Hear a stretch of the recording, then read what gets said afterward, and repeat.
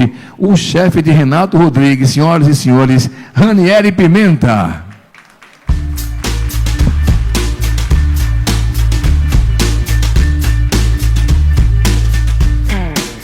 Gente, boa tarde. Satisfação estar aqui com vocês mais uma vez, aqui no Congresso Internacional de Inovação e Educação aqui de Pernambuco, do Senac Pernambuco. Se puder colocar meu tempo aqui na tela para poder eu controlar, eu agradeço, tá bom? Vamos falar sobre futuro do trabalho e os impactos desse tema no nosso mundo contemporâneo e, em especial, na educação, que é uma das áreas que eu atuo e gosto bastante, tá? Bem, vamos falar sobre 3 coisas aqui, basicamente. Vamos falar sobre gerações, como a gente vê no mundo do trabalho, no mundo contemporâneo, gerações de pessoas diferentes, com características diferentes, e como é que elas se relacionam com o dia a dia, né? Como é que elas se relacionam com o dia a dia. Vamos falar um pouquinho também sobre a inteligência artificial, algumas coisas, sobre uma abordagem um pouco mais prática, digamos assim. Eu gosto de contar algumas historinhas que acontecem comigo. E vou trazer também no final uma provocação aí, vou deixar uma provocação no final sobre uso de smartphones. Certo? É uma provocação que a gente tem conversado agora. Mas quanta câmera, que legal, é? É bom que ele deixa os fotógrafos tudo com vergonha, eles ficam morrendo de vergonha. Então vamos lá. A gente tem uma estatística bem curiosa. Eu tenho 2 filhas, uma filha que hoje tem 15 anos, que é a Ellen. Eu tenho uma filha com 12, que é a Natália.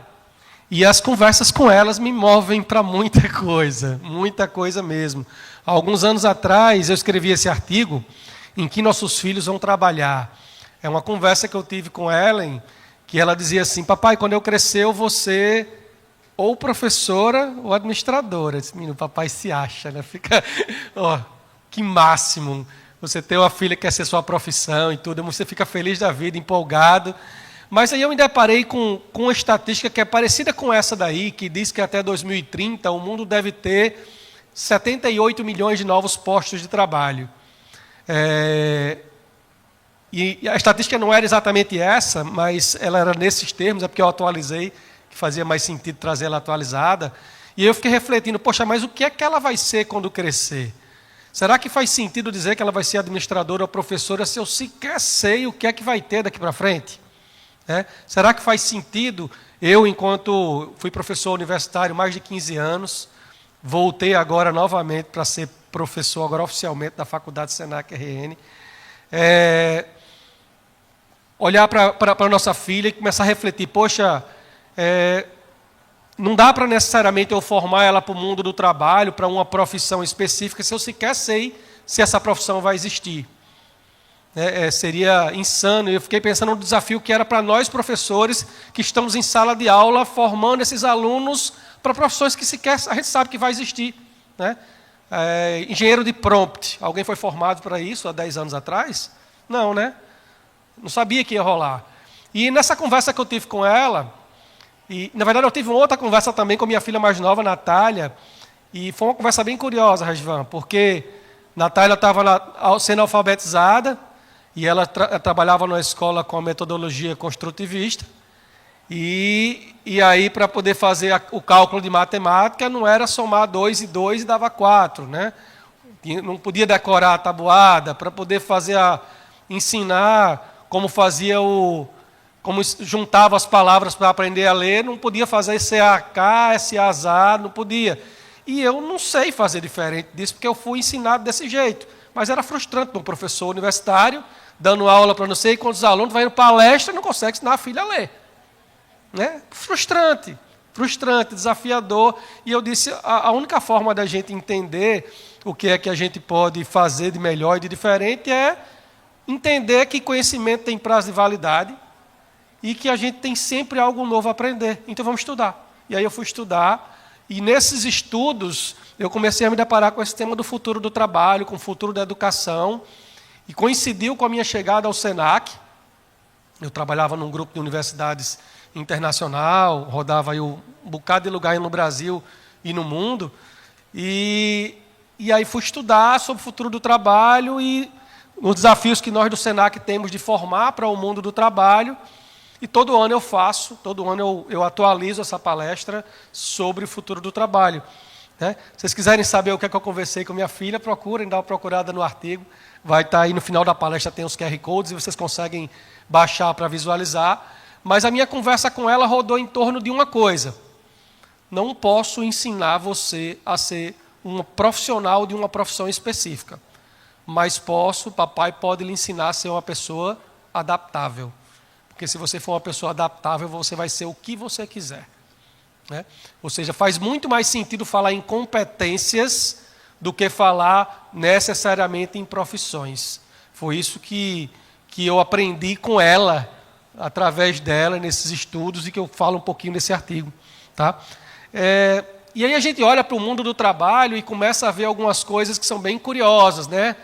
É a primeira vez, gente, no mundo do trabalho, que a gente tem aí a geração dos baby boomers, geração X, geração Y, geração Z, geração alfa, geração beta. São diversas gerações. Isso não era assim há um tempo atrás.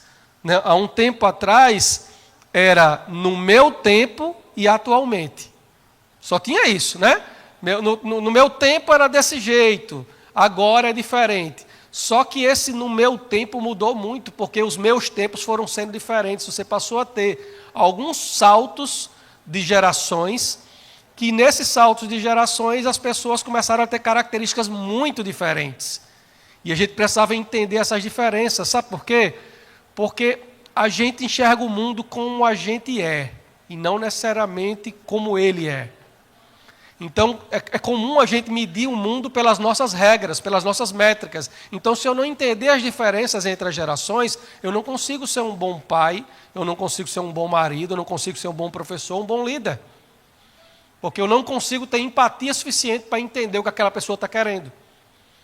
E foi aí que eu fui estudar sobre gerações do mundo do trabalho. Os baby boomers, né, que nasceram ali de 40 a 65, com a lógica muito forte de conservadorismo e estabilidade. E a gente sabe que um bom filho, quando olha para o pai, ele olha e vê aquilo que o pai fazia, aquilo que é bom ele quer repetir, mas muita coisa a gente olha e diz, eu não vou fazer isso que o papai fazia não, de jeito nenhum. Né? Comigo vai ser diferente. Ou não é assim? É ou não é, gente? É desse jeito. Então, aí a geração X veio, não, o que meus pais faziam, eu não vou fazer diferente, eu vou fazer de outra forma. E eles nasceram com a lógica, o pessoal aí que está hoje tem entre 47 e 59 anos, nasceu com a lógica de conservadorismo e estabilidade. Né? Eu me lembro que eu trabalhei numa empresa, e aí eu fui pedir demissão dessa empresa porque eu queria ir para um outro trabalho. E aí o rapaz chegou para mim e fez, homem, pelo amor de Deus, não peça demissão não. Você nunca vai sair daqui. Essa empresa nunca vai lhe botar para fora. Eu disse, e quem disse que é isso que eu quero? Né? E aí eu pedi demissão para poder fazer uma outra coisa que eu queria ser professor. Né? Queria ser professor. Apesar de ser, vocês podem até ficar pensando aí, tá no palco, né? Tranquilo para falar, eu sou uma pessoa extremamente tímida e reservada. Mas aquilo que eu escolhi fazer, que é ser professor, me requer que eu venha para cá e que faça isso que eu tenho que fazer. Então, fui estudar como era a comunicação para tentar fazer da melhor forma. Né? Espero que dê certo. Pelo menos acho que vem dando certo. Né? Então, a geração X veio e começou a dizer outras coisas e começou a dizer assim, não quero trabalhar a vida inteira na mesma empresa. Né? Depois veio os millennials, né? Geração Y. A geração que sabe o que é, por exemplo, esperar até sábado, 2 horas da tarde, ou todos os dias depois da meia-noite para acessar a internet. E alguns mais jovens que estejam aqui, eu não vou ver porque a luz não me permite, mas certamente estão pensando, por quê? Né? Mas naquela época era assim, né? A internet dependia de telefone era caro fora dessa época, desse horário, né? Para acessar o ICQ, o MSN, tinha que esperar até essa hora, né? No Orkut, eu dei aula de Orkut, gente. Eu dei aula de Orkut, eu tenho 46 anos, já sou aí da geração Y, do iniciozinho da geração Y, mas dei aula de Orkut. E a geração Y veio com essa nova lógica, ou seja, ele passou a viver um mundo com internet. Né? Passou a viver um mundo com internet, que é um mundo que os que são jovens há menos tempo, digamos assim, eles não entendem o que é um mundo sem internet. Né? E aí, às vezes, a gente quer medir o mundo. Vocês deviam ser muito gratos porque vocês têm isso. Mas eles não souberam que não tinham. Assim como provavelmente algumas coisas que os nossos pais não tiveram, a gente também não entende. Tá? Então, a gente tem algumas diferenças entre essas gerações que são muito, muito complexas. E aí depois veio a geração Z, que hoje em dia é a geração crucificada. Né? Esse é o pessoal muito mole, o pessoal não sei o quê. É isso que as pessoas dizem, né? O pessoal tudo quer as coisas muito fácil. Né? Tem uma galera lá em Natal que diz o seguinte: essa geração não sabe o que é mertiolate que arde. Gente, vocês sabem que mertiolate não arde mais hoje? Gente, quando eu soube isso, eu jogava futebol, eu tenho minhas pernas todas arrebentadas de cair no chão. Quanto mertiolate eu usei, que ardia pra caramba. Quando eu descobri que mertiolate não arde mais, gente, que coisa desesperadora. Né? Sem graça, né, João? Não, pelo amor de Deus. Mas simplesmente o mundo foi mudando, né? E aí eu tenho uma geração alfa totalmente hiperconectada e uma geração beta que está nascendo no mundo da inteligência artificial. Gente, o mundo mudou de uma forma avassaladora. Olha o desespero. Renato falou aqui na palestra dele há pouco tempo atrás que a sala de aula de séculos atrás era muito parecida com a de hoje. Né? Imagina um professor de 1940 para cá. O quanto que ele teve que sair. Né? Um professor que ficou entusiasmadíssimo quando teve um mimeógrafo para não ter que datilografar a prova. Né? Ou quando teve um retroprojetor para não ter que escrever tudo no quadro. E agora eu consigo fazer uma apresentação com inteligência artificial simplesmente falando. Simplesmente falando. Né? Então, é sobre esse patamar aqui que a gente vai falar um pouco na palestra de hoje. Então, eu tenho a chegada de uma nova geração que ela simplesmente ela traz novos desafios. Né? A geração X aí chegou com a recusa, a lealdade de trabalhar na mesma empresa até se aposentar, né? Assim como os pais deles tinham. Depois a geração Y dizendo: eu preciso de propósito, eu quero propósito, não adianta só trabalhar para ganhar dinheiro, né? Eu quero propósito para poder fazer as coisas acontecerem. E aí veio a geração Z, uma geração que entrou no mundo do trabalho num momento que vou mostrar um pouquinho mais na frente, um momento bem complicado da história da humanidade. Mas eles entraram no mundo do trabalho onde o trabalho remoto e o trabalho flexível passaram a ser uma coisa normal. Né? Eu trabalhava numa empresa multinacional, já trabalhava há alguns anos com trabalho remoto, mas, gente, eu tinha vergonha de dizer que trabalhava de home office. Porque isso era um negócio assim, poxa, você é vagabundo mesmo, trabalha em casa, como assim? Não deve trabalhar, né? E aí o mundo deu uma reviravolta, né? Alguns anos atrás, todos nós passamos por eles. Né? E a geração Z, que eu vou me focar um pouquinho mais nela, que está chegando agora no mundo do trabalho, que vem sendo tão massacrada, né? Ela tem algumas lógicas muito curiosas e muito importantes. Né? O propósito de vida, querem ser independentes, são nômades digitais, são muito criativos, são imediatistas. Lógico, gente, que eles são imediatistas. A geração do TikTok, vídeo de 30 segundos. Ninguém nunca teve que levantar do sofá para ir mudar o canal, para tirar da Globo e botar na Manchete ou no SBT. Só tinha os 3, né? Então, ou que teve que esperar até o outro dia para ver o outro episódio de He-Man. Né? Então, é normal que eles sejam imediatistas. O mundo dele é esse. Né? Quando eu li essa matéria aqui, eu achei muito, muito impactante. Por que os profissionais da geração Z não querem ser chefes? Eles não querem ser líderes. Né? Olha só. Numa fase em que eles deveriam estar criando memórias, construindo relações, suas próprias identidades, eles, na verdade, estavam isolados dos amigos e da família, o que teve impacto na sua saúde mental. Muitos deles começaram a trabalhar durante a pandemia, no próprio quarto de casa. Né? Começaram a trabalhar no seu quarto de infância. Gente, isso é sem conviver necessariamente com outras pessoas. Então, eles não tiveram a oportunidade de terem algumas experiências que a gente teve quando caiu no chão e passou metiolate. Ele estava lá no apartamento fechado com a máscara. Aí a gente espera que eles cheguem no mundo do trabalho já todos prontos, e em vez de acolher a gente e aponta o dedo, quando eles trazem provocações muito válidas, quando a gente chega em casa, eles, meu trabalho é muito cansativo, eu estou acabado, estou destruído, estou ganhando pouco. Aí o seu filho ouve isso e você diz assim, ele não quer ser líder, não quer trabalhar, e você acha estranho isso? Eu não acho. Acho que tem alguma coisa para a gente refletir, né? Alguma coisa para a gente refletir. Então, e obviamente que eles têm muito a aprender. Assim como nós tivemos lá atrás, eu acho que é papel nosso também contribuir para essa entrada deles no mundo do trabalho, seja de uma forma desprendida, né? De forma que a gente possa enxergar o mundo não só como a gente é, mas também como eles são, né? E a liderança tem um papel muito importante nisso, né? Os líderes eles vão mudando de geração para geração, né? Os baby boomers, com aquela lógica da estrutura formal e hierárquica, né? Qual é a lei ali? Manda quem pode. Exatamente. Não é isso? Né?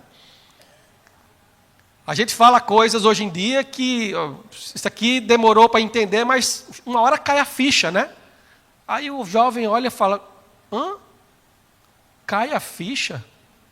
O que é isso? Nunca foram no orelhão. Na verdade, ligar para a geração Z é algo desesperador. Não sei se vocês sabem disso, mas é algo desesperador. Vocês sabem por quê? É desesperador para um jovem da geração Z receber aqui uma ligação assim, de quem quer que seja. Porque quando ele recebe uma ligação, ele tem que falar ao mesmo tempo da outra pessoa. Ele tem que parar, refletir e responder ao mesmo tempo. E ele tem que ouvir o que a outra pessoa fala também. Diferente de quando você manda um áudio, e ele pode botar num X, no X,5, no 2X, parar para ouvir, pensar e saber o que ele vai responder. É desesperador para eles isso aí.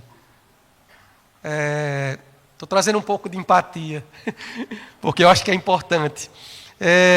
E aí a liderança da geração X já tem outras características, muito mais focada na experiência, estabilidade. Sabe qual é a lógica da geração X e da geração Y enquanto líderes? Eu sou um líder da geração Y. Meritocracia. E eu sou da administração, sou mestre de administração, acho meritocracia o máximo.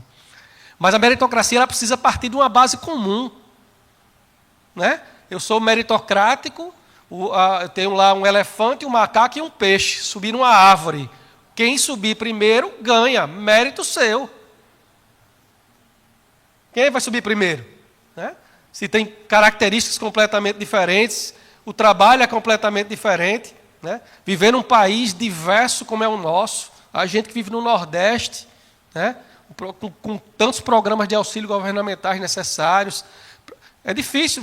Eu, graças a Deus, tive a oportunidade de estudar em escolas muito boas. Meus pais conseguiram me dar as condições para que eu pudesse chegar estar nas melhores escolas. E graças a Deus eu acho que eu fiz por merecer aquilo que eu recebi. Mas assim, vai estudar com fome. Você precisa sanar alguma coisa antes para poder chegar nisso, né? Então, esse foi um dos desafios que a geração Z, enquanto líder, ela traz essas provocações, né? Qual é a lógica no mundo disso aí? Óbvio que a gente ainda tem muitas coisas para refletir também, né? A geração Z tem uma perspectiva de uma liderança mais comunitária, né? A gente ainda não sabe exatamente como é que isso vai funcionar ou se vai funcionar, mas eu acho que a gente tem que dar chance das pessoas testarem, sabe? Eu acho que a gente tem que estar perto, ajudar, mas dar chance das pessoas pensarem. A gente vai ter uma necessidade de ter cada vez mais times diversos. A gente fala sobre diversidade, sobre diversas óticas. Sexual, racial. Agora a gente precisa falar também de diversidade geracional. Temos que falar de diversidade geracional, como é importante essas gerações se conversarem para trazer multidisciplinaridade, para trazer diversas experiências, certo? Times diversos, eles tendem a ser mais estáveis. Olha o exemplo da Marta aí, né? Da Marta que agora na última Copa do Mundo de futebol feminino entrou, já depois de ter aposentado, voltou de novo, entrou lá, fez a diferença. Não certamente com vigor físico, mas fez a diferença pela capacidade de ajudar as pessoas que estavam ao seu redor, de trazer diversidade, de trazer provocações, né? É muito importante. É muito importante você ter isso aí. E principalmente numa era de inteligência artificial, gente. Principalmente onde o que é mais importante não é necessariamente você dar um comando, mas é você conversar com a IA. É você fazer perguntas certas. Eu vou falar um pouquinho para vocês sobre isso. E quem tem o cabelo grisalho, ou para quem já está com um pouco menos de cabelo, como eu, infelizmente, a gente vai ficar um pouco mais de tempo no mundo do trabalho, principalmente liderando. Principalmente quem é líder hoje, provavelmente vai ficar um pouquinho mais tempo liderando, justamente porque a geração Z tem algumas questões com relação à liderança, e eles vão precisar de entender como é que isso vai se inserir no mundo deles, né, no dia a dia deles. Então, haverá mais grisalhos no ambiente do trabalho, né? Haverá mais grisalhos. Diversidade geracional traz eficiência, né? Se você imagina, por exemplo, aqueles que são jovens há menos tempo, né? Não tem ninguém velho aqui, né, gente? Só tem gente que é jovem há mais tempo e jovem há menos tempo. Então, quem é jovem há menos tempo pode ajudar a ensinar sobre inteligência artificial, sobre redes sociais. Já quem é jovem há mais tempo pode trazer contexto, pode trazer experiência, pode trazer bagagem, né? Algumas pessoas, você já usou o ChatGPT? Renato perguntou isso aí, né? Aqui, todo mundo já usou de alguma forma. Mas, assim, muitas pessoas que eu falo, já usou o ChatGPT? Já. Não gostei muito do que eu tive. Eu entrei lá, não ficou muito boa, o que trouxe, tal, de resposta. Será que o problema está na resposta ou na pergunta? Né? Perguntas mais elaboradas, com mais contexto, trazem melhores resultados na inteligência artificial. Tá? Eu gosto de contar essa história porque ela é muito, ela elucida isso muito. Né? Eu conversava com minha filha Natália, a mais nova, e ela chegou, Gorete, você vai contar essa história para mim, viu, Gorete? Você já conhece essa história de Natália. E aí Natália chegou em casa e fez, papai, eu preciso fazer um rap. Um rap, para o trabalho da escola era fazer um rap. Eu disse, Natália, não vai rolar. Papai não sabe fazer rap, né? Vamos usar o ChatGPT. Ela fez, papai, não pode usar ChatGPT porque é cola. E eu disse, Nath, não dessa forma, tá? Mas assim, dependendo da forma como eu usar, pode ser cola sim. Mas vamos fazer o seguinte, entra no ChatGPT e digita aí, faça um rap. E aí ela entrou, digitou fazer um rap. E aí saiu o rap lá e ela disse, e eu disse, e aí, Nath? E ela fez, papai, entendi nada. Agora, Nath, vamos fazer o seguinte, diga assim, você deve atuar como um professor de música do ensino fundamental e você deve ajudar uma criança, à época de 11 anos, né, a fazer um rap. Esse rap deve ter 4 estrofes e 4 versos cada estrofe. Deve ser sobre o Rio Grande do Norte e ele deve falar sobre as belezas do Estado. E deve usar uma linguagem que uma criança de 11 anos possa entender. E aí o rap saiu, ela fez, papai, eu disse, e aí, Nath? Ela fez, agora ficou bom, mas esse negócio do cajueiro eu não gosto não. Ela disse, peço para trocar. O lugar lá, que o maior cajueiro do mundo fica lá em Pirangi do Norte, no Rio Grande do Norte. Aí eles, peça para trocar. Aí ela pediu para trocar, eu disse, aí ficou muito bom. Eu disse, papai, seria muito bom que ele me apresentasse no início do rap. Eu disse, pois então peça para colocar um estrofe antes, dizendo que você é Natália, que você é uma menina de 11 anos, que você faz essa escola, que você gosta disso, que você gosta daquilo. E aí ele fez o rap. Gente, o rap é de quem? É do ChatGPT? É de Natália? É do papai? Eu não sei, nem me importa saber de quem é. Mas o fato é que qualquer outra pessoa que fosse fazer, ia fazer diferente.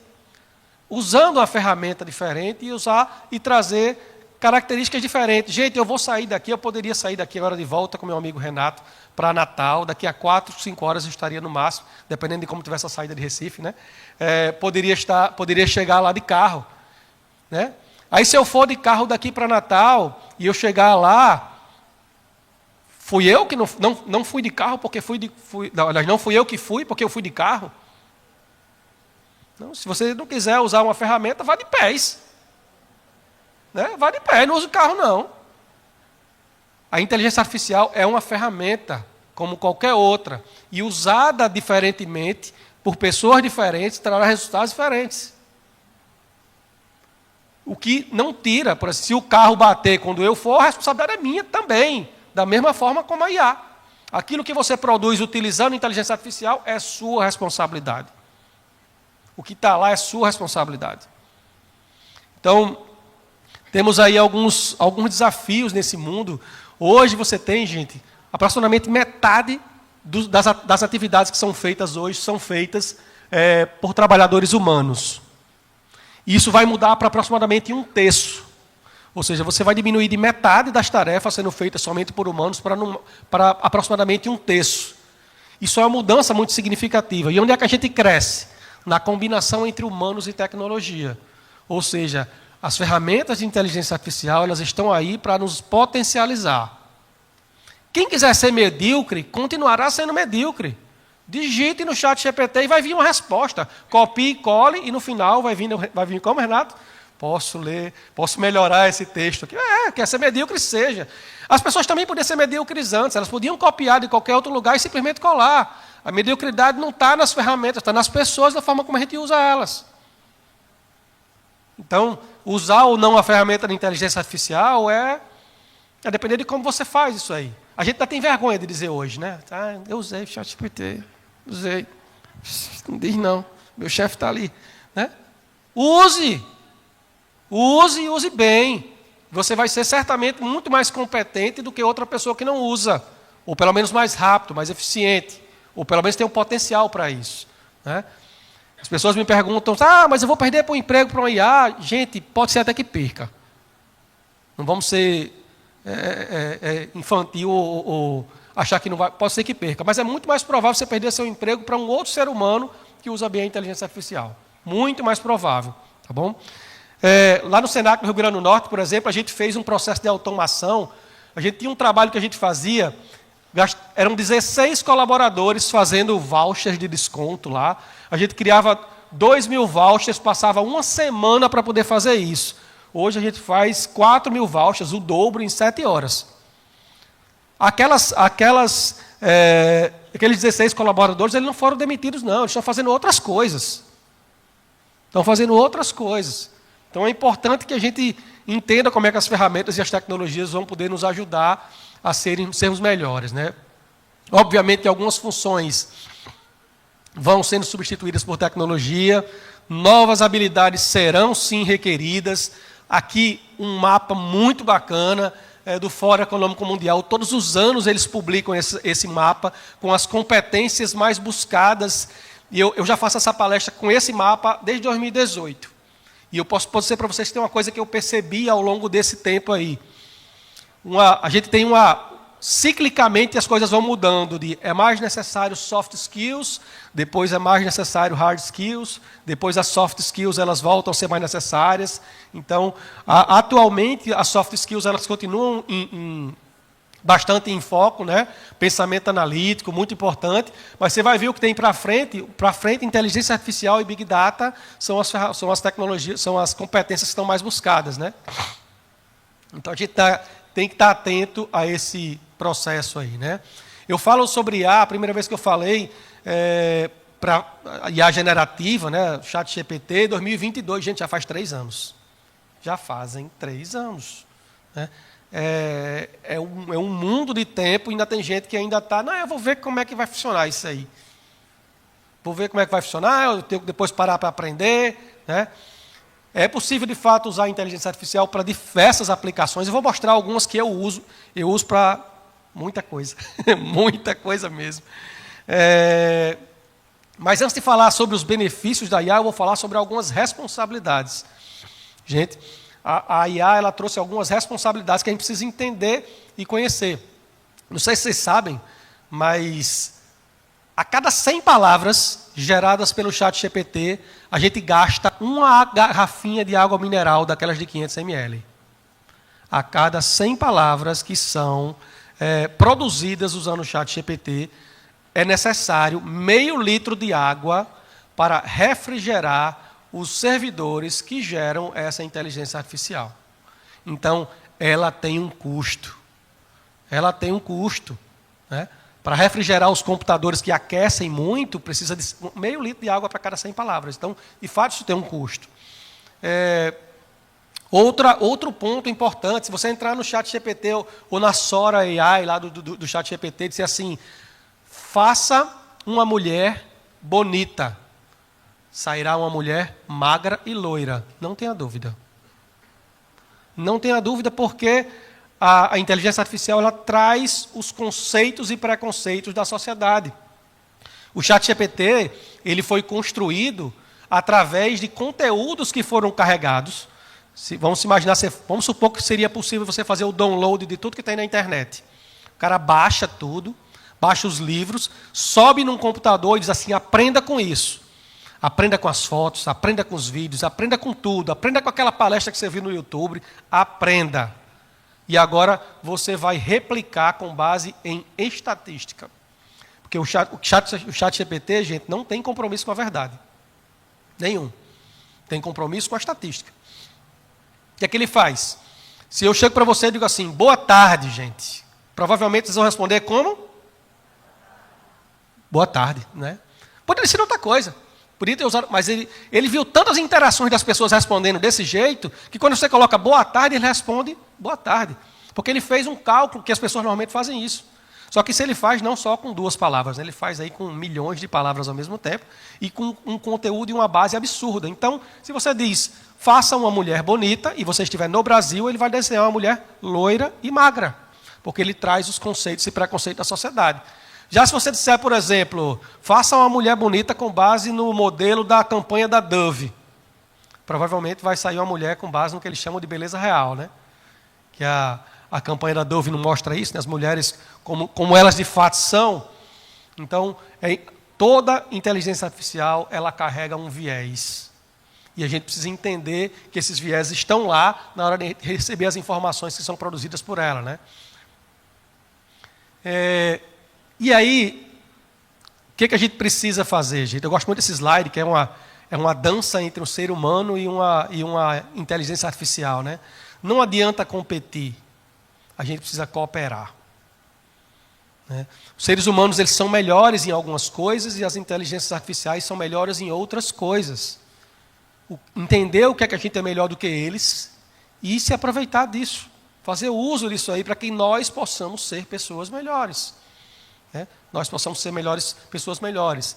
É preciso, como diz minha amiga Priscila Silveira, que esteve aqui o ano passado também no evento, aprender a co-criar com a inteligência artificial. Aprender a criar em conjunto com a inteligência artificial. Tá? Que foi um pouco do que eu falei aqui sobre a minha conversa com Natália. Nos últimos 3 slides vão ter o QR Code para vocês poderem baixar a apresentação. Aí eu deixei esse slide aqui justamente para isso também. É um dos modelos que a gente usa, a Priscila que construiu esse modelo, que é o modelo do poder, que é na hora que você vai fazer um prompt para conversar com a IA. Né? Porque, gente, se você tem contexto e você tem bagagem, né, essa geração, essa revolução tecnológica da inteligência artificial é uma das primeiras revoluções onde quem é jovem há mais tempo sai na frente. Porque já traz contexto, bagagem e experiência. Se você chega para um IA e diz, tipo assim, não vai rolar. Não vai rolar. Agora, se você conversa com bagagem, trazendo aquilo que você conhece, aquelas experiências, certamente você vai entregar mais valor. Se você entrega mais conteúdo, mais orientação, o resultado vem muito melhor. Se você entrega pouco, você recebe pouco. Se você entrega muito, você recebe muito. E a ferramenta não é ChatGPT por acaso. A gente, quando quer tirar alguma coisa de bom de alguém, não é uma pergunta de marcar. Não é algo assim, vou fazer uma pergunta, um prompt super elaborado, e aí ele vai me dar a resposta logo de primeira.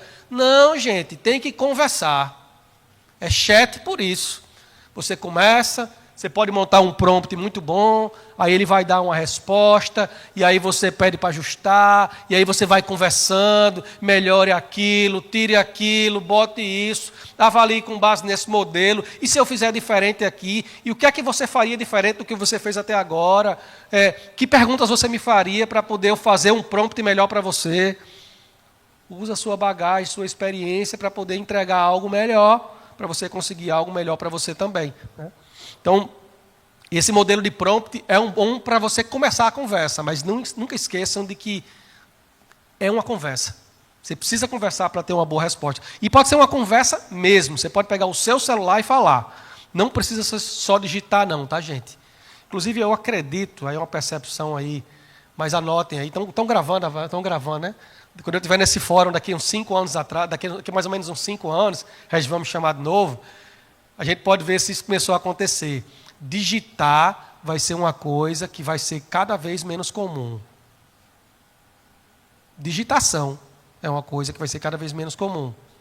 Porque é muito mais fácil você falar para o seu telefone e ele responder. E ele digitar para você. Ele ditar para você. Ou você falar para o seu chat GPT o que você quer e ele escrever para você. Falando na linguagem natural, na nossa linguagem, não na do computador, que é a digitação. Tá? Pode gravar. Gravou aí? Que dia é hoje, hein? 2 de outubro de 2025. Já falei sobre o chat GPT, né, já trouxe essas lógicas, mas o chat GPT ele tem algumas. Eu vou passar só um pouquinho do tempo, tá? Como eu sei que eu sou o último, vou me dar o luxo, passar só um pouquinho. Mas não passo de 10 minutos a mais, não, tá? Mas o chat GPT ele tem algumas ferramentas dentro dele, tem algumas formas de utilizar. Hoje tem um chat GPT 5.0. E ele já faz algumas escolhas para você. Quando você pede para fazer uma imagem, ele usa um tipo de ferramenta. Quando você pede para fazer um texto, ele faz outro tipo de ferramenta. Você pode entrar no chat GPT e escolher a opção investigar. Ele vai passar 15 minutos para lhe dar uma resposta, mas ele vai pesquisar todo canto. Vai checar a fonte para caramba para poder trazer para você. Né? Então, existem ferramentas diferentes dentro do chat GPT que podem ser usadas para você poder entregar melhor. Né? Hoje o GPT 5.0 ele já traz muito mais, ele faz essas escolhas para você, né? Já traz o raciocínio lógico, o Sam Altman, né, da OpenAI, ele disse que a versão 4.4.4.5 do chat GPT, ele era mais ou menos como se você estivesse conversando com um jovem em uma escola de nível primário. E o chat GPT 5.0 agora está conversando com um professor doutor. É um pensamento muito mais profundo e já está disponível para a gente. Dentro do chat GPT você tem, por exemplo, o 3,5, que é se eu for escrever só texto. O 4.0, se eu quiser usar respostas mais ágeis. Para a rotina diária, o 4 é suficiente. Você tem ferramentas que são pagas e gratuitas que dá para você usar no seu dia a dia, sem necessariamente precisar usar o 5.0, que a maioria deles é pago, né? Dentro do ChatGPT, uma outra coisa que eu acho bacana também é o seguinte. Provavelmente, quem usou o ChatGPT até hoje, em linhas gerais, ele abre lá, digita no chat e vem a resposta. Quando ele precisa de novo, ele abre lá, digita no chat e vem a resposta. Essa é uma forma de fazer, mas tem uma outra forma muito mais legal. Sabe qual é? É você criar... Do lado esquerdo do ChatGPT tem uma espécie de umas pastinhas. Certo? Umas pastinhas. Essas pastinhas são projetos. Todos os chats que vocês colocam dentro daquelas pastinhas, eles conversam entre si. Então, imagine que você é um empreendedor do segmento de psicólogo. Você é um psicólogo, profissional liberal. E aí você pode criar um projetozinho, e aí você chega no primeiro chat, e aí diz o seguinte, eu vou construir esse chat para que eles montem um prompt de poder daquele, e diz que esse chat vai tomar conta do meu controle financeiro da minha clínica.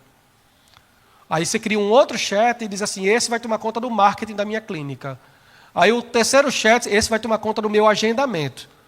Aí você entra no financeiro, por exemplo, e diz assim, no chat financeiro, veja quais foram os meus agendamentos no chat e tal, e já traga para cá o resultado que vai ser usado. Eles conversam os chats um com o outro. Você pode criar um escritório digital só para você. A minha irmã é psicóloga, estou escrevendo um livro com ela sobre... Aliás, estou escrevendo ainda. E ela usava muito ela é profissional liberal, né? 2 dos 3 dias dela na semana são usados para fazer agendamentos e financeiro da empresa. Da empresa dela. Né? Ela como profissional liberal. Depois que ela criou os chats dessa forma, dentro de um projeto, ela economizou um dia. Um dia de trabalho dela agora foi economizado para ela poder atender mais cliente. Então, dá para você usar projetos para muitas coisas, eu vou dar alguns exemplos aqui. Pode usar só o chat, pode usar os projetos, que eu acho que são fantásticos, dá para usar em diversas coisas diferentes. E dá para criar GPTs específicos. O que é um GPT específico? Do mesmo jeito que o ChatGPT foi criado, eu posso clicar lá em criar um GPT meu. Inclusive, eu tenho um GPT meu que chama Penseira. Os fãs de Harry Potter entenderão. O meu GPT específico chama Penseira. O que é que tem dentro dele? Tem tudo que eu já escrevi, meus artigos todos, as minhas palestras que eu já transcrevi, estão todas lá. Os textos que eu escrevo, as coisas que eu coloco, as postagens que eu faço, eu vou alimentando aquele GPT com a parte do universo que me cabe e que me interessa. E aí ele já aprendeu, inclusive, como é que eu escrevo, como é que eu me comporto, como é que eu reajo a essa e outra situação. Ele já ouviu minhas palestras, então ele sabe das histórias com as minhas filhas. Ele já viu as outras coisas que eu falo no restante do ChatGPT e já foi aprendendo. Só fazer um parênteses. Hoje à noite, cheguem em casa e façam assim. Pergunta ao ChatGPT: o que você sabe sobre mim que você acredita que eu ainda não sei? Façam essa pergunta. Vocês vão achar uma... Não façam agora não. Me dê pelo menos o crédito de continuar dando atenção para mim. Agora não.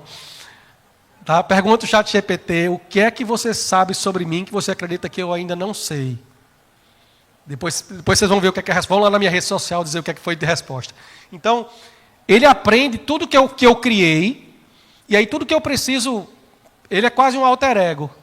Quando eu tenho alguma dúvida, alguma coisa, eu vou lá e converso com ele. Eu converso no celular mesmo falando, eu não digito não. Converso falando, é como se eu estivesse falando comigo. Como se eu estivesse conversando comigo e ele me dá respostas sobre as lojas que ele acredita que são importantes para mim. É penseira para os fãs de Harry Potter, por conta da penseira do Dumbledore, que ele tirava os pensamentos da cabeça e botava na penseira para pensar melhor. Então, quando eu quero pensar, eu vou lá no meu GPT específico para pensar com o meu alter ego, que é a minha penseira. Eu uso, por exemplo, eu tenho um projeto, um GPT chamado Saúde Família CP, que é a família Carvalho Pimenta, minha esposa, eu e minhas 2 filhas. Lá tem um chat com acompanhamento de saúde de Ranieri, outro de Ellen, outro de Natália, outro de Evânia e outro de Woody, que é meu Golden Retriever, que eu escondo a mala para sair para viajar, senão ele não come. Meu cachorro. E aí, é bem curioso, porque assim, tudo que você escreve no ChatGPT fica lá. Mas, você vai colocar seu problema de saúde, você vai colocar lá. Eu coloco. Sabe por quê? Eu tenho 46 anos, eu espero viver bem. E espero que, sei lá, daqui a 30 anos eu estiver num médico e ele tiver com dificuldade de identificar alguma coisa que aconteceu comigo, eu quero poder abrir meu GPT e dizer assim: cara, me fala o que é que aconteceu. Faz alguma correlação com as coisas que você já viu sobre mim. Me ajuda a ajudar esse médico a saber o que eu tenho. Eu acho que para mim vale a pena correr o risco disso estar lá dentro. Certo? Óbvio que o ChatGPT não substitui ninguém da medicina, mas ele pode ajudar a fazer correlações que um médico só, isoladamente, poderia não conseguir fazer, porque ou ele só conhece um pedaço da sua vida, ou ele pode, de repente, ter alguma coisa que ele ainda não conhece. Então, os meus estão lá. Com tudo lá, ele me ajuda. Eu tenho um que é o copiloto do DRG, é diretor regional. Viu, Silvana? Eu tenho lá os meus planos de desempenho dos meus colaboradores, tenho as minhas reuniões de feedback, tenho o perfil comportamental que eu faço de cada um deles, e aí eu sei como é que eu vou conversar com cada um deles e falar com cada um deles. Tem um da liderança, tem um só no mentor de IA, quando eu vou selecionar talentos, eu uso para um bocado de coisa. Estou sempre usando e construindo. Tem um que eu criei para minha filha, Ellen. Gente, acontecia muito, eu viajo mais do que eu acho que eu deveria, mas acho que é importante. Inclusive, encontrei um rapaz hoje aqui que eu dei a palestra lá em Cuiabá, ele estava por aqui. Hoje eu estou aqui, esses dias eu estava em Alagoas, semana que vem eu vou estar em Minas Gerais. Acabo viajando muito falando sobre esses temas que eu gosto, porque eu viajo porque eu gosto de compartilhar isso, eu não recebo por isso, estou ganhando por isso. Faço porque eu acho que é importante compartilhar algumas coisas, está no meu propósito de vida. Aí, quando eu viajo, às vezes minha filha, Ellen, a mais velha, fala, por exemplo, ela está tendo prova, hoje ela teve prova de filosofia. né?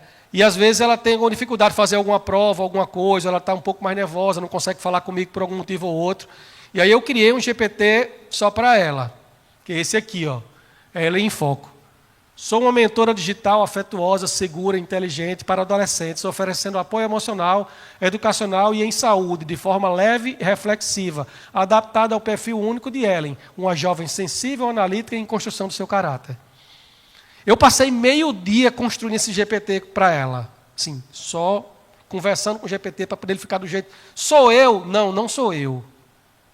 Mas antigamente, quem era pai e precisava saber o seguinte: para você saber o que seu filho está fazendo, saiba quais são as amizades que ele tem. Saiba com quem ele está andando. Hoje em dia é isso, e saiba quais são as IAs que ele está usando. Saiba quais são os sites que ele está acessando, porque isso também molda a característica deles. Então, eu prefiro que, em vez dela sair usando qualquer uma IA, que ela use a que eu fiz para ela, que eu sei o que tem, o que não tem, como funciona.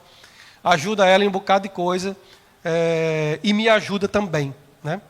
Então, mas eu não vou entrar em todos eles não, porque senão o tempo já estourou, eu não vou passar mais de 10 minutos nisso aqui. Estou chegando já para a fase final. E o ChatGPT lançou uma outra ferramenta aí, que é os agentes de inteligência artificial. Gente, isso é... Cara, se pudesse falar um palavrão aqui, eu diria. Mas viu? É fantástico.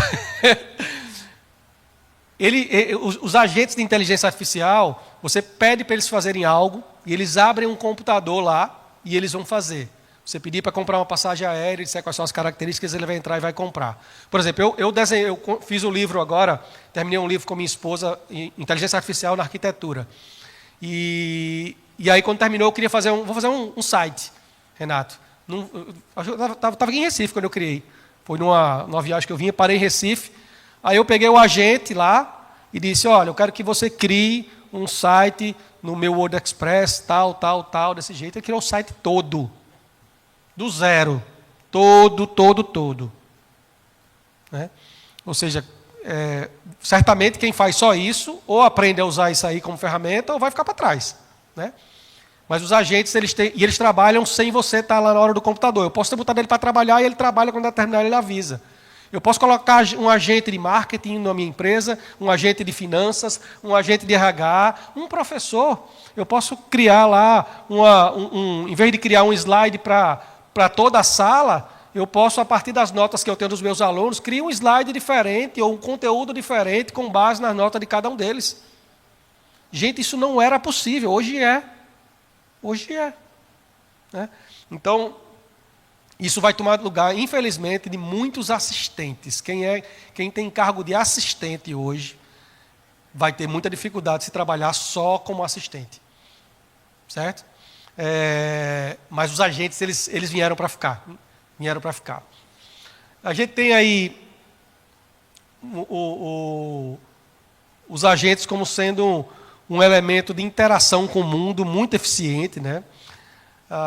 E a gente precisa se focar, enquanto seres humanos, naquilo que é importante, a criação. Uma IA poderia fazer essa minha palestra. Poderia construir essa minha palestra, mas foi eu que fiz. Quando vocês me ouvem falar, vocês veem da emoção que eu tenho em falar sobre aquilo. Vocês veem do sentimento que tem, veem da criatividade que teve por trás. Né? Mas nós somos muito bons nisso. A IA ainda não é. Ainda não é. Então, a gente precisa se apegar muito a isso, na nossa criatividade, na nossa capacidade. Já está a empresa criando, não vou mostrar aqui todo, mas comercial que foi criado, construído e produzido somente por inteligência artificial. Né? É um comercial inteiro só sobre isso. Tá? E finalizando aqui a minha fala, eu queria fazer uma última provocação, que é uma provocação que eu tenho feito. Eu vi uma fala do Mark Zuckerberg há um pouco tempo, e essa fala é uma fala que me impactou muito, e eu queria trazer, eu até escrevi algumas coisas sobre isso, e eu queria trazer uma provocação. A próxima revolução digital, né? Pode gravar essa daí também, só que essa aqui não é minha, essa aqui é do Zuckerberg. Assim como o mouse e as telas que transformaram nossa relação com a tecnologia, os óculos inteligentes inauguram uma nova forma de interação com o mundo. Tá? É difícil de compreender, mas é inevitável. Eu vou mostrar um videozinho bem curto e eu explico a vocês por quê. Não sei se tem som. O cara pegou um óculos aí, ó, colocou na tela, colocou no rosto, e ele começou a projetar isso aí na frente.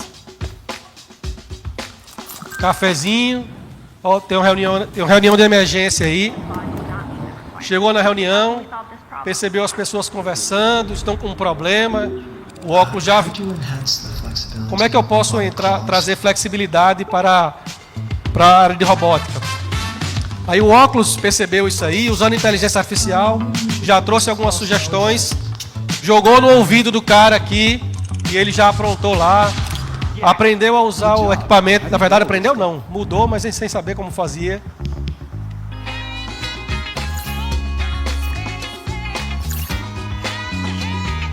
Os óculos Tem diversos óculos de inteligência artificial hoje, gente. E escrevi também um artigo chamado Os Smartphones Estão com os Dias Contados. Tá? E você imagina que hoje, para você usar um telefone, cara, eu fico impressionado. Será que eu vou viver para ver isso nascer e morrer? Mas provavelmente sim. Se eu conseguir ter saúde até lá, sim. Porque você usa um smartphone hoje para quê? Você usa um smartphone para ver coisas. Então, tudo que está no seu... Se você tiver com óculos, que tenha inteligência artificial, que tenha fone de ouvido, que possa colocar as coisas para você ouvir aqui, só você, né, por indução óssea, você consegue ver numa tela pequena, numa tela imensa, a depender do tamanho que você queira. O óculos está na sua frente. A projeção é feita do tamanho que você quiser. Aonde você quiser, em lugar que você quiser, para onde você estiver olhando. Uma das coisas é para ver. Outras coisas que você usa o celular, você digitar. Você digitar para você mandar mensagem, receber mensagem. Bem, isso eu já falei que a digitação é algo que pode ser substituído pela fala. Né? Já tem alguns experimentos, inclusive, que pode ser substituído pelo pensamento. Né? O Steve Hawking, por exemplo, aquele físico lá, usava, né, para poder fazer as suas falas lá. Mas não vamos tão longe ainda no pensamento, só na fala. Então você consegue digitar aquilo que você quer, em vez de você parar para digitar uma mensagem, errar o textinho, você pode dizer, não, mensagem para Gorete, quero que fale isso, isso, isso, isso. Ele fez, joga na sua IA, o texto vai sair perfeitinho. Às vezes você não precisa nem dizer tudo. Eu já conheço Gorete, já tive interação com ela. Gente, vou mandar uma mensagem para Gorete, tá? Fala sobre o projeto que está terminando. Beleza, já sei o que é. Aí ele faz, monta a mensagem, veio aqui, enviou para Gorete. Não precisa digitar. Eu posso, mas eu queria ter a tela para poder ver. Poxa, eu boto no óculos, posso ver no meu antebraço. Se eu quiser tocar, posso tocar no meu antebraço e ele está vendo aqui. Ou posso olhar para cá e ver onde ele estiver. Ligação, qualquer coisa do tipo. Não tem nenhuma ferramenta que hoje que o smartphone faça que não consiga ser substituído por um óculos de inteligência artificial. Qual que é o problema? Ou não? Você imagina a relação... Eu estou aqui com óculos de inteligência artificial, conversando com as pessoas, e ele aqui está sussurrando e dizendo, essa pessoa é uma pessoa que você já sabe que gosta de falar mais. Então, puxe uma conversa melhor sobre ela. Fale um pouquinho mais de profundidade sobre esse assunto, que eu já pesquisei aqui e vi na internet que ele gosta. Joga o assunto aqui. Você imagina um date desse jeito? Não vai dar um errado. Né? Só que, aí eu lembro do meu amigo Neo, de Matrix. What is real? O que é real? O que é você e o que é a IA? Vai dar para separar? Não vai dar para separar? Que loucura, né? Como é que vão ser as relações entre as pessoas? Entre os líderes? Entre os professores e os alunos? Eu estou aqui na sala de aula, está colando ou não está colando? I have no idea. Não tenho nenhuma ideia. Ele está com óculos na frente. Aí a gente está aqui discutindo hoje se pode ou não pode usar celular em sala de aula. Pelo amor de Deus, né, gente? A gente tem outros elementos que a gente vai... Assim, é um mundo realmente muito diferente. E eu não estou falando de nada dos Jacksons, né, do desenho dos Jacksons, apesar de que os desenhos dos Jacksons hoje são tudo real, né? Não estou falando do desenho dos Jacksons, estou falando de coisas que você entra na Amazon hoje e compra por 3, 4 mil reais. Certo? Então, será um mundo muito diferente. Será um mundo onde as relações entre as pessoas serão muito diferentes. E a gente tem dois caminhos, né? Dois caminhos. Ou a gente trabalha para isso não acontecer, se é que isso é possível, ou se é que a gente não queira isso.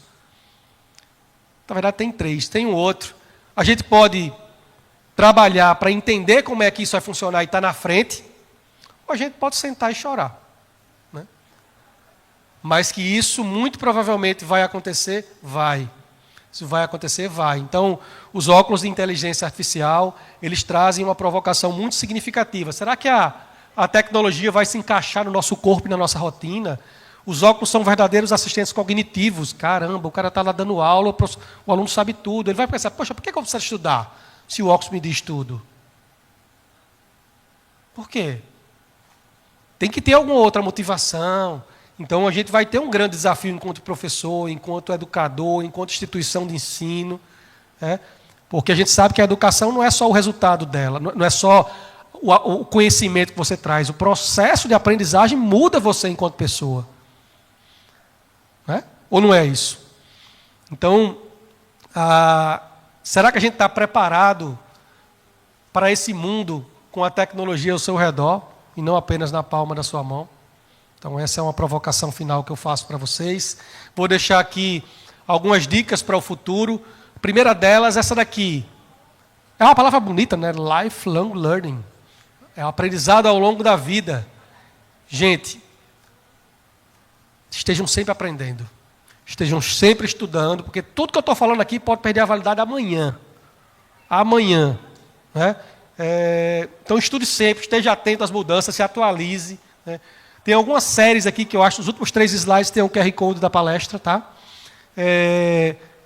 Essa série aqui, Black Mirror, tem uma série muito bacana no Netflix, tem uns episódios meio trash, mas tem umas provocações que são muito curiosas. Esse episódio, toda a sua história, fala inclusive um pouquinho, não com o uso de óculos, mas do que pode acontecer com isso. Tem outra lá, o futuro de Bill Gates, que também tem o que a inteligência pode fazer por nós. Todos esses perfis aqui no Instagram são perfis que eu sigo e que eu recomendo como perfis que podem ajudar vocês a estarem aprendendo aí ao longo da vida, né? Aprendendo ao longo da vida, entendendo o que vocês podem fazer a mais. Né? E, por fim, essa provocação da Marta Gabriel, né, que é uma expert nessa área também, o futuro não espera nem perdoa a falta de preparo. Né? Então, vamos construir o futuro, vamos estar preparados para ele. Tá bom? Muito obrigado.